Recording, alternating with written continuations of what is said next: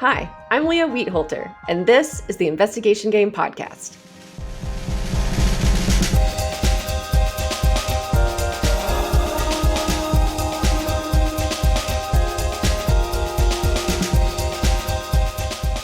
Welcome to the Investigation Game Podcast. I'm Leah Wheatholter, CEO of Workman Forensics in Tulsa, Oklahoma. Joining me today is Robert Freed. Robert is a seasoned expert and industry thought leader with over 20 years of experience in data collection and forensic investigations. As Senior Vice President and Global Head of Sandline's Forensics and Investigations Practice, he leads day-to-day operations and oversees the forensic services offered to clients, including data collection, forensic analysis, expert testimony, and forensic consultation. Previously, he has held senior-level positions in digital forensic practices at global professional services firms and worked as a computer crime specialist at the National White Collar Crime Center. He has developed and instructed computer forensics and investigative training courses for federal, state, and local law enforcement agencies. Robert holds degrees in forensic science and certificates in law enforcement science, computer forensic investigation, and information protection and security from the University of New Haven. He serves on the board of advisors for the Masters in Investigations program at the University of New Haven and the Global Advisory Board for EC Council's Computer Hacking Forensic Investigator certification. Robert is a licensed private investigator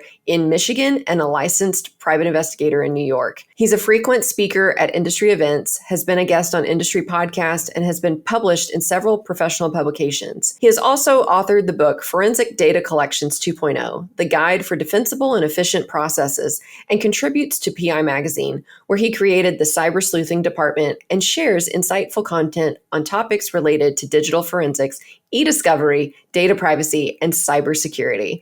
Thank you for joining me today, Rob. Yeah, well, first off, thank you very much for having me on the show today. I'm really thrilled to be here. In terms of my background, I have a truly an interesting background. I come from the academic side.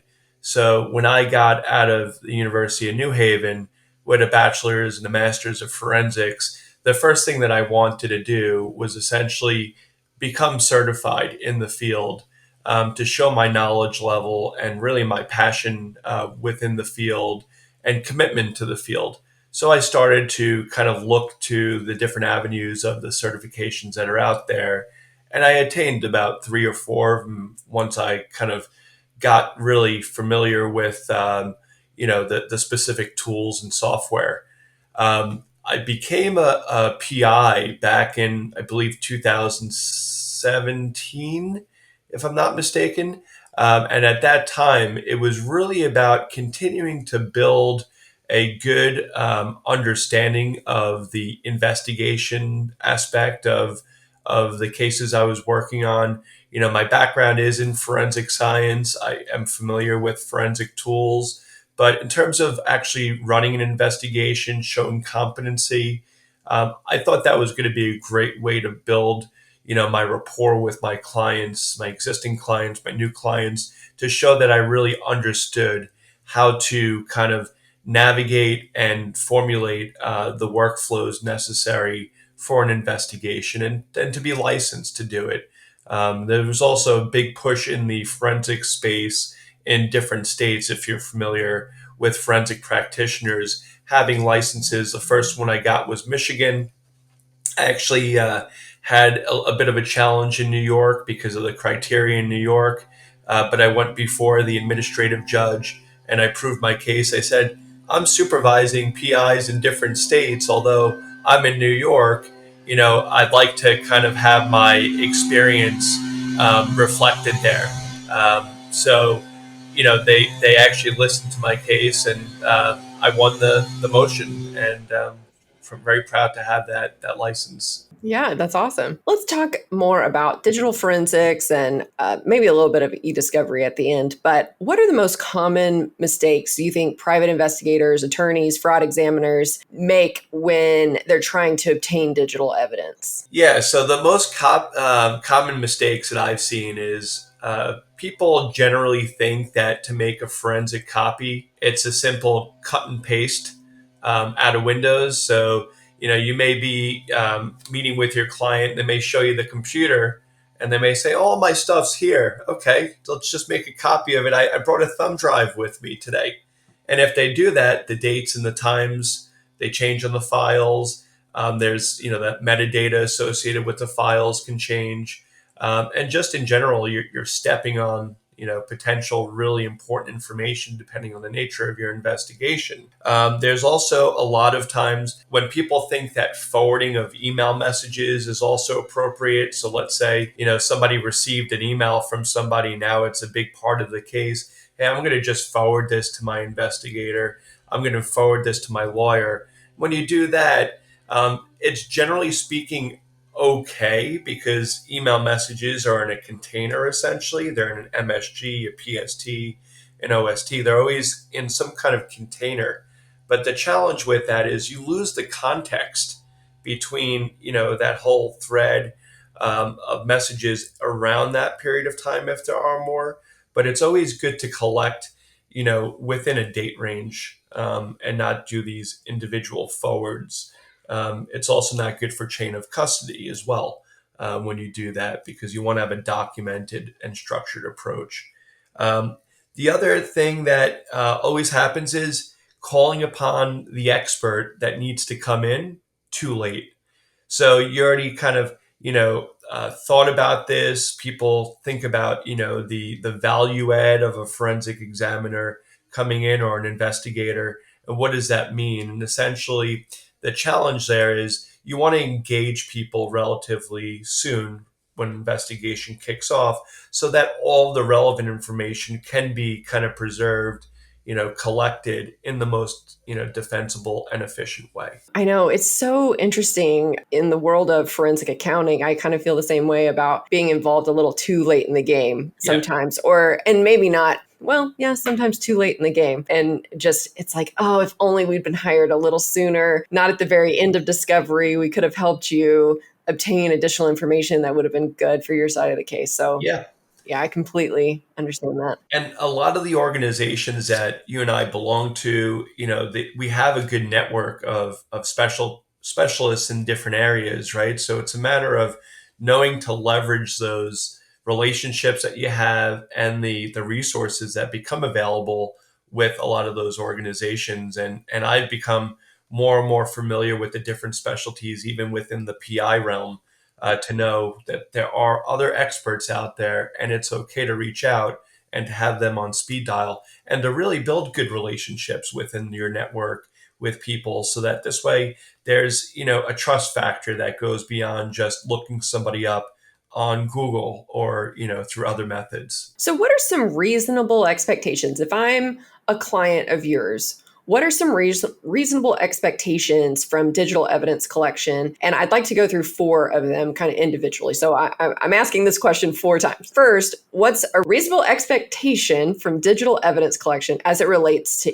email? So we kind of touched on email before when I was saying, don't forward. The reality of email is we've gone away from everything being right in front of you. So your servers, your ability to pull directly from, let's say, the systems that everybody's accessing and went from being on premise to now being up in the cloud, right? So email collections can take time, and that's one of the things that it's beyond our control now because we're relying on Microsoft, we're relying on all these different providers to basically search and export, allow us to export, that data. I think also that retention policies need to be thought about. The fact that, some businesses don't retain email for a very long period of time. Emails, still very much used. There's billions of emails transmitted, and exchanged every year. So a lot of times the burden of the organization to keep those messages for an extended period of time can cause people to delete emails, and that becomes somebody's habit. And if there's no retention period or a legal hold in place, as we call it, then those emails can be gone. And there may be spoliation that becomes an issue down the road in court cases. But I mean, email expectations right now is that sometimes you may find that the email is no longer there. That if it is there, that you want to just be a little bit conscientious about how to collect email. Sometimes a lot of my clients want to get down to the specific emails of interest to do a very targeted collection. I always say do a date range based collection versus a keyword based collection, because certain documents don't actually allow you to search them. They're non-searchable, they're non-text based. Sometimes people scan in PDF documents. Well, those are just PDF documents, they're images. They don't have the text associated with them. So there's a lot of caveats there with email. So if someone has hired you to help them preserve emails and do the search on that, do you provide the hosting platform for them to search that? Or are you collecting, preserving it, and then they have to find a way to open it or review it? Yeah, so the end of the road for email is typically in a document review platform. So we essentially get it back to our lab. We extract out the data, and then we put it into a data processing engine review platform that then basically extracts the email messages, associates the attachments, and allows for review, the tagging, and association, and obviously further down the road, the production of that information. Okay, great. So what are reasonable expectations from digital evidence collection as it relates to social media? Social media is an interesting one, right? Because that actually helps us establish a timeline a lot of the times. And I always bring up the cases of, like, for example, somebody's on, workers' comp claim, and, all of a sudden you look at their social media and they're hiking up in the Rockies or the Appalachian Trail and everything else like that. So, the expectation is that you have the ability to get a lot of information from it. What information is available to you when you go to somebody's, public page versus wanting to look at their private posts and what they're saying in between their connections and things like that. So what you can get from a private versus public is a lot more. Some people don't, they use those security restrictions. And so you have to be really conscientious. To get into the private profile, what do you need? You need a username and password. You also need that for your email collections, by the way, as well as now a multi-factor authentication code. So you can't just say, hey, give me your email address. Hey, give me your Facebook account username, and password. Now they've got to also give you the code to get in with multi-factor. What you see on social media, if it's been deleted, is something that we're not really going to be able to pull back, because our software actually connects to the back end of the platform and pulls what's live on the system. So that's also key. And don't forget, you can have social media both on your phone and on your computers and other devices. Again, it's the ability to pull from these is based on the compatibility of the software that you're using. This stuff changes all the time. We may be able to collect from Facebook today, and Facebook tomorrow is going to have a change that our software is not going to probably be able to support in some ways. So that's a constant chase to keep on top of this and to keep our clients aware and to keep in good graces with our software vendors and providers, and partner with them to say, please let us know when there's a challenge that we're going to face, because we may not be able to get to all that data that we're after. So social media is very dynamic. It's not, something that we have a guarantee each day that we're going to have connectivity to that as well. So in your collection of social media information, kind of two questions on this. One, are you often collecting this data without the subject's, knowledge? Is it more? It depends. So it can be both. It depends on what side you are and how cooperative everybody is, right? I mean, there are some cases where they're not going to give you the password, and so what you do is you find the URL associated or the username associated with the account, and you download what you can. There are also situations where two parties become they chat about it and they establish a protocol, and they said we will allow you access, but you're only going to be able to download from this period of time. So there's all stipulations that you can kind of collaborate with all the different parties on the case to build a level of comfort. Right? Everybody is kind of conscientious about what's on their social media platforms, and sometimes you have Facebook, Instagram, LinkedIn, you name it. And we have to go and seek out all the different types of accounts that people have out there and really set the expectation. The one thing you have to also keep in mind about social media is, how do you want to look at that in the end? Do you want to bring this into a courtroom? Do you want to look at the metadata aside from, what you're seeing on the screen?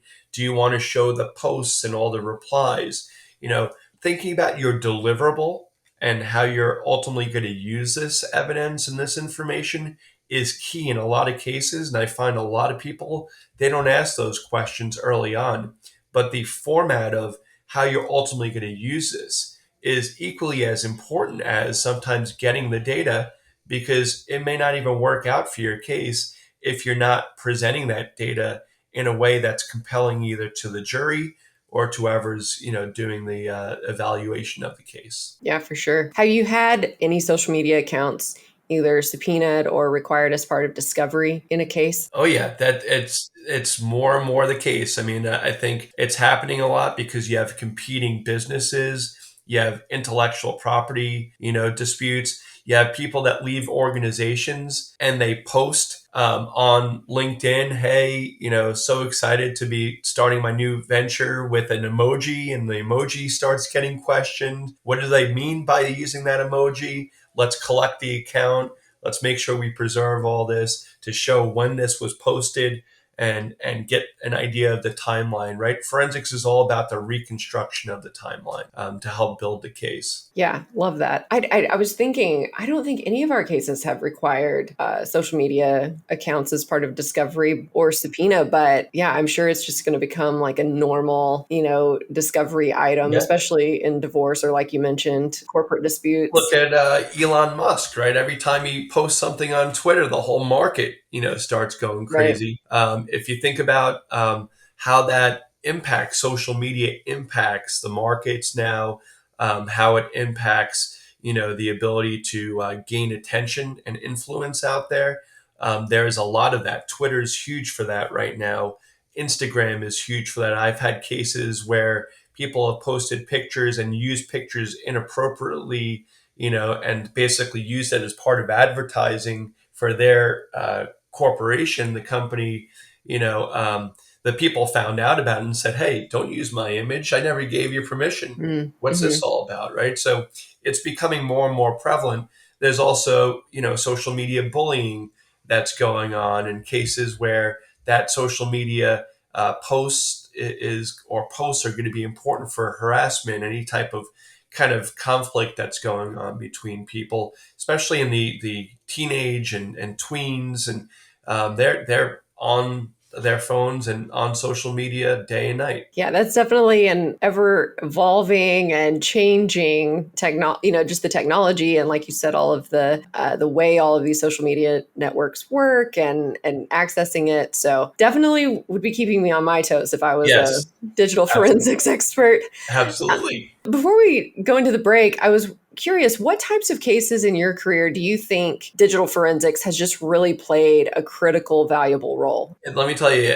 I was asked this question in 2003 or four. I was in Joplin, Missouri, teaching a class, and I got asked this exact question. I was a little bit younger then, but the question, when I thought about it, was what types of investigations are there where digital evidence isn't, part of it? And I'm going to tell you, it's very rare. In fact, I did an article with Dr. Henry Lee several months back, and we showed how forensic concepts are really brought into every investigation, every crime scene, and digital evidence is more and more playing a role in almost every type of case. And, we were kind of toying with each other because he said, "Oh, well, you're on the digital evidence side. I'm looking at the DNA and the trace evidence on that phone and the fingerprints you can pull, and you're looking at the data that's on the phone.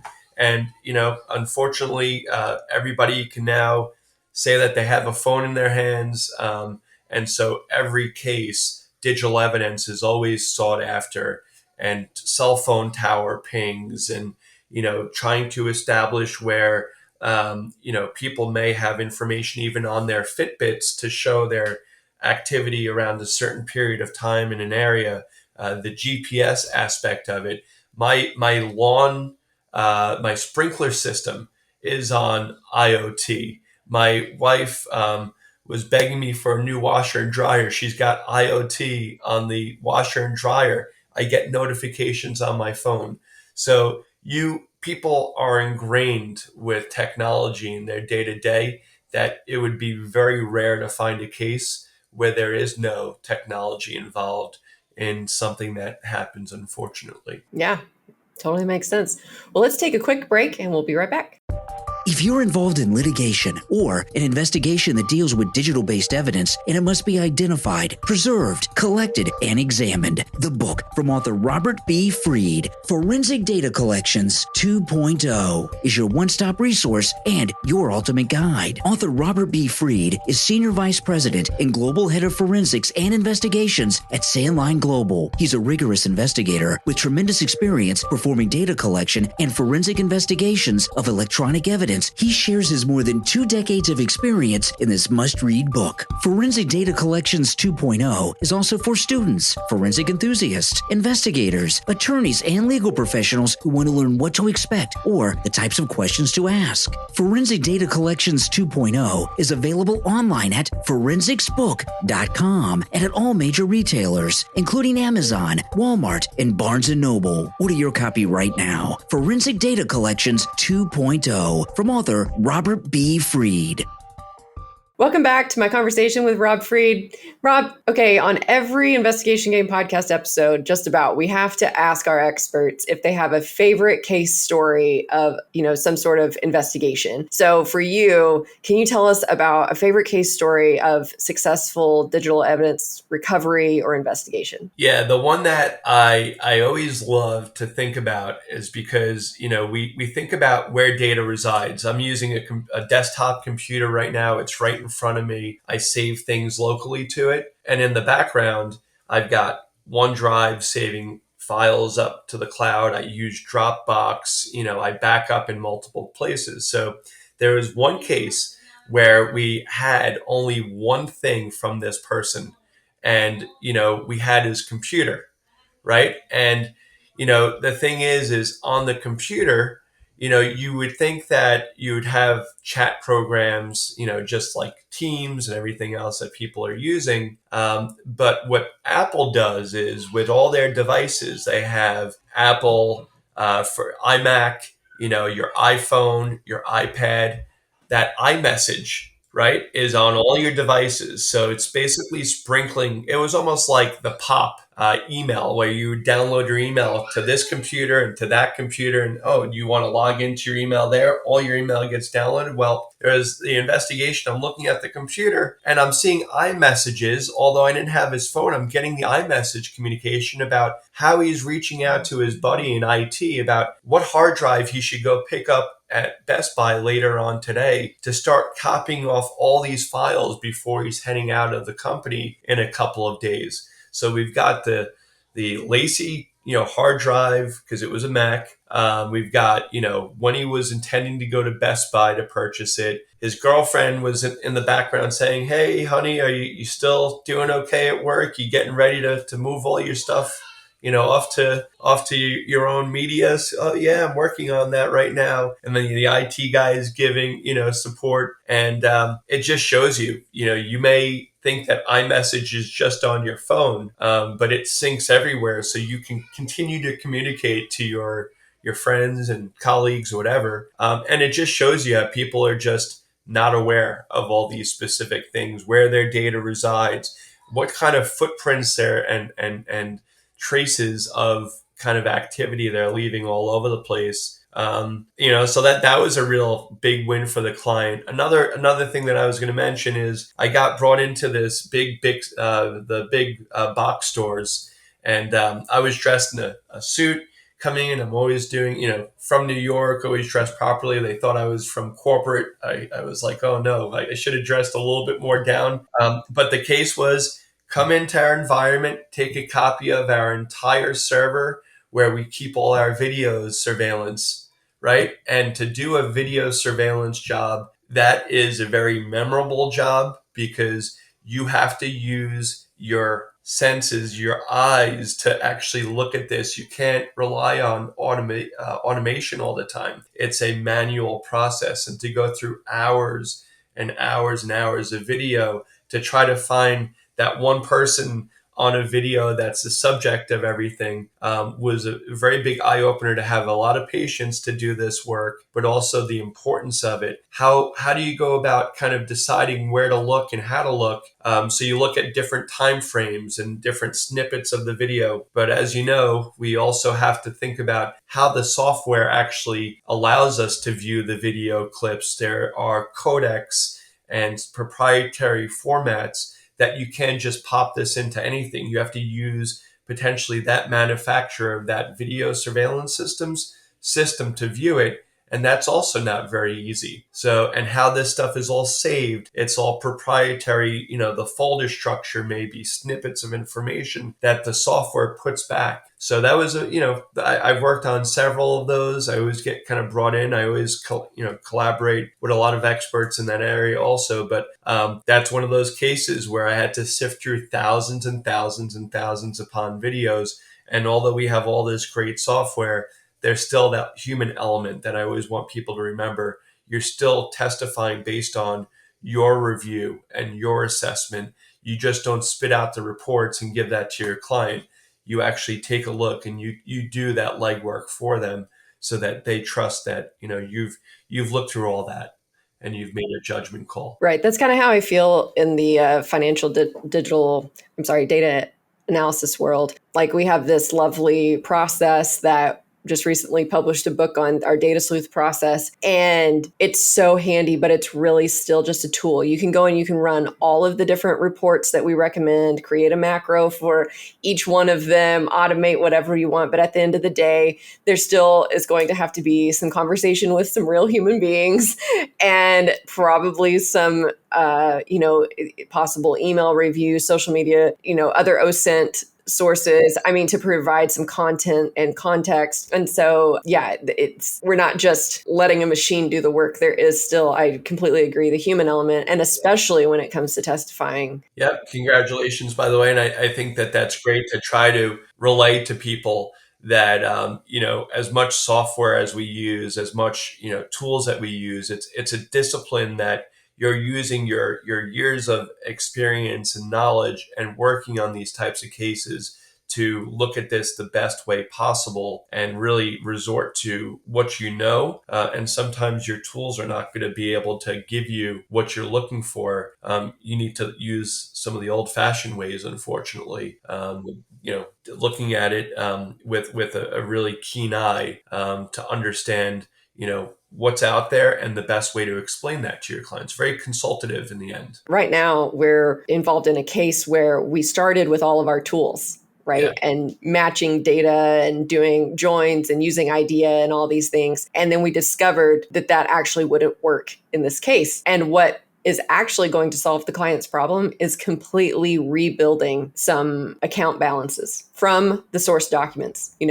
There's no fast way of doing that. Yes. It's just document after document. So that's what it makes me think of when you're talking about the video. We can still have all this technology, but we still have to be, critical thinking and problem solvers along the way to help those clients. So, okay, let's talk about your book. So if someone really wanted to learn the ins and outs of digital evidence, I'm curious, where would you recommend starting? And I hope that as part of this recommendation list, you're going to tell us about your book too. But just kind of big picture, how does your book fit into helping somebody learn more about this space? And then what are some other resources you would recommend? Yeah, well, I've already gotten a really, special review from somebody from the FBI. I had somebody within the industry, within the e-discovery space, come to me and say, hey, I shared this book with my child, and now my child may want to go into forensics too. So that's great. To me, that's the ultimate compliment, right? It's, giving people a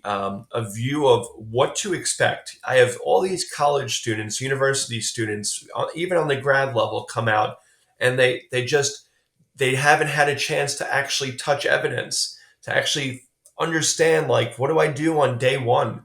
Like, how do I go about this? Because you can study about this in school, and you can learn all the theories and Locard's exchange theory and MD5 hashing and metadata. But I tell you what you need to know, because when I started in this field, I thought I was getting involved in forensics, and I was told, we're an e-discovery company. Are you okay with that? And I said, sure, yeah, that's fine. Day one, everything that I learned in school was kind of out the door. I mean, I learned about crime scenes and everything else. So what I do here is give you an understanding of what e-discovery is, what forensics is, what options you need to think about from a forensic examiner's perspective, from a lawyer's perspective, from a legal professional's perspective, from a PI's perspective. Anybody who picks up this book is going to understand what they need to know and what they need to ask and who they need to speak to. And that's why I wrote this, because that was a gap in the industry for a long time. The people that I learned from, or the people that basically formed the discipline of digital evidence, digital forensics. So I took it a step further and said, hey, I've been working corporate, with corporate companies for 20 plus years and law firms. Let me teach the next generation a little bit about the overall picture, chain of custody, documentation, how that goes into both of the law enforcement, public world, private world. So my book is out there. It's brand new. It's getting a lot of traction with both the law firm side of it. Where else can you find me? I write for PI Magazine. I write on the cutting edge topics in my cyber sleuthing column. I approached Jim and Nicole a couple of years ago and said, I have an idea. I want to write about forensics, digital forensics topics on things that PIs need to know. And they said, that's a great idea. So every issue I write on those topics, that are really important, that I keep on top with. I just wrote a thing on cryptocurrency. I'm writing another one with my interns at Sandline on lab accreditation, digital forensics lab accreditation, all topics that people want to go to a trusted source. Somebody who's actually doing the work that can, relay the information to them and understand kind of their needs as well from the PI's perspective, but just anybody's perspective. Like, this is important stuff to know. It's, you can go to Robinhood, Coinbase, you can buy crypto now. What do you need to know about crypto? Who do you call, right? I mean, these are all questions. Forensic Focus is another great resource. They're a great website that has a lot of professionals in the industry for a long time that vet the information that goes up there. It's really, really a good resource. EC Council, which you mentioned, I'm part of their board of advisors. I'm doing cyber talks with them continuously. I have one coming up next week, May 13th. And, that whole organization vets their stuff. Even when I write stuff, they read through it 2 or 3 times. But I think the first step is take a look at all those different resources and see if there's any symposiums that you can go to as well. I just did one with Dr. Henry Lee, people from Celebrite, Parabin, Cloud9 was there, Forensic Email Collector. I have all these kind of relationships from over the years that we all came together and shared our knowledge for a day. And I think the charge on that was $25 for students and $125 for adults. And we gave a whole day training. I mean, that's amazing to hear from people that are on the cutting edge of forensics. And really, we want to encourage the next generation. So we put on these events. And I personally sponsored that with Henry Lee and myself and put that whole program together with him. So it was a really neat opportunity. Well, it's so great to meet professionals like yourself that are willing to share from experience and provide like practical hands-on, this is how you do it. That's really refreshing. And so I just really appreciate your time, Rob, today, taking time to talk with me. And if any of our listeners would like to connect with you or learn more about your book, what are the best ways to do so? Sure. So you can find me on LinkedIn. I think my profile name is Robert B. Fried, Fried. You can look at my book's website, forensicsbook.com. I still don't understand how I got that website address. And you can also email me at rfried, R-F-R-I-E-D, at sandlineglobal.com, SANDLINEGLOBAL.com, and also rob at robfried.com if you just want to reach out to me in general and ask me questions. Happy to always be of help. Well, great. Well, Rob, it's been a pleasure, and we'll make sure to link to your contact information and your book website in the show notes. Thank you so much. Excellent. Thank you so much. Great to be here today. Thank you for listening to the Investigation Game podcast. For more information on any of the topics brought up on this show, visit workmanforensics.com. If you enjoyed our show, please be sure to subscribe and leave a review. You can also connect with us on any social media platform by searching Workman Forensics. If you want to learn more about using data in forensic accounting engagements and fraud investigations, make sure to check out my book, Data Sleuth, available on Amazon or anywhere else you like to buy your books.